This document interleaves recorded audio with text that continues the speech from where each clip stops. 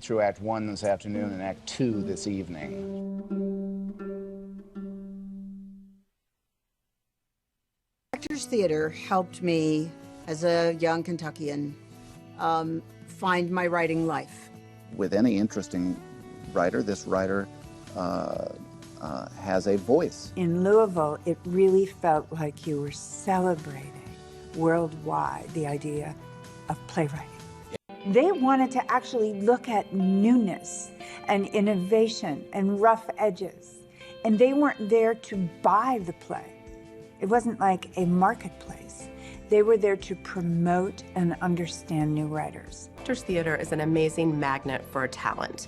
We have extremely talented people that pass through these doors and on our stages today. And there was a really interesting time in some of our early years when people like Ned Beatty, Julianne Moore, and John Turturro were here.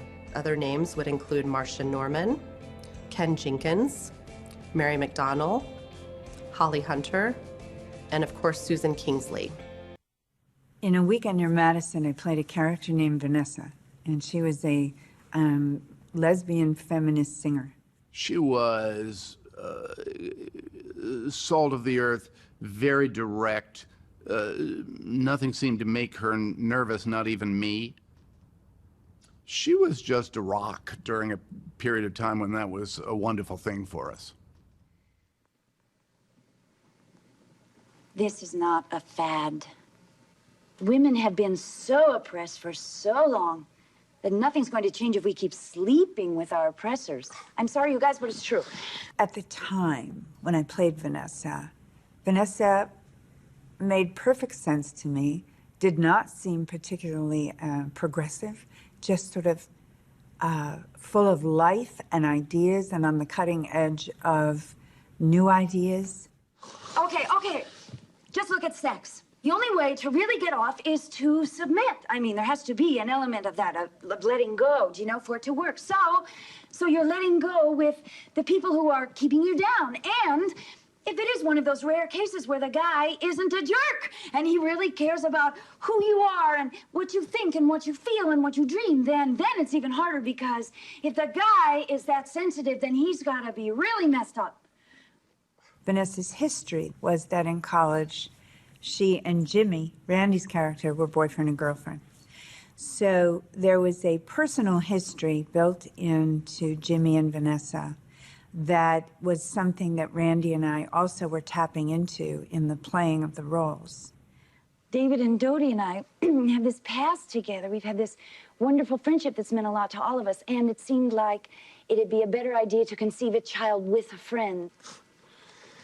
I can't say that I think David is going to be very open to this plan. Yeah, I know. We both thought we don't feel as sure as we did before about asking him. Yeah. In fact, we both feel a lot better about asking you.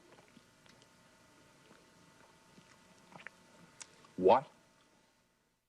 Randy and I had actually met in New York, but we were asked to work together at the Actors Theatre of Louisville at the Humana Festival. And it was in that working together that we started to develop, first of all, we had an artistic energy together that was pretty extraordinary. So we knew we would be working together more. Damn it, you should show a little more respect. Jimmy, wait. No, really, Vanessa, you should have a little more sensitivity. We are people, too. We have thoughts and feelings, passions and concerns about life and art. What was sort of the surprise, at least to me, was the fondness that we developed and the kind of destined future that grew out of A Weekend Near Madison at Actors Theatre of Louisville. And we ended up married several years later and have been married since and have 2 grown children. And we have survived this business. We have all been so programmed in so many ways to think of the woman as serving the man. The only way to change that is for women to return to the source, to each other. It's the only way. Boy, do I feel insignificant. Your turn. No, I'm just saying, I loved the play and I loved working with Emily, but I had a double agenda. I was going to do the play, but I was also going to make her my wife. You were not. Yes, that's the truth. My first experience with Holly Hunter was the Humana Festival, and she was in several plays during that festival. And one of the plays she starred in was Eden Court. But when your wife asks you, when the one you chose to spend the rest of your life with asks you, you just can't be bothered. Well, maybe if some of your friends had to spend some damn time in this trailer, they wouldn't think you're so damn funny anymore. All right, I'll do it, all right? Oh, forget about it. You don't want to do it? Hey, fine, don't.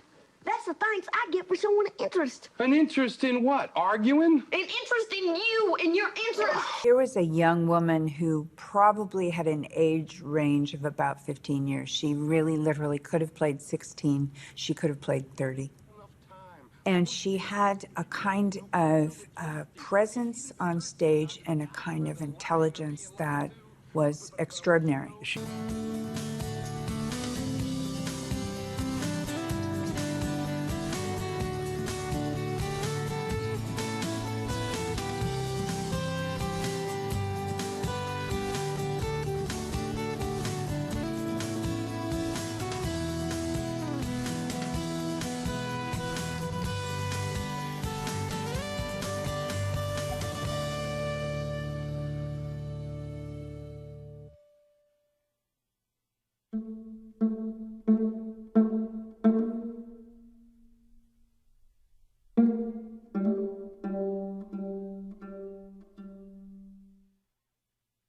The production of Kentucky Muse was made possible in part by contributions to the KET Endowment for Kentucky Productions, which includes support from the National Endowment for the Humanities, the Honorable Order of Kentucky Colonels, Alltech, the Keeneland Association, Mr. and Mrs. Oakley and Eva Ferris, and others.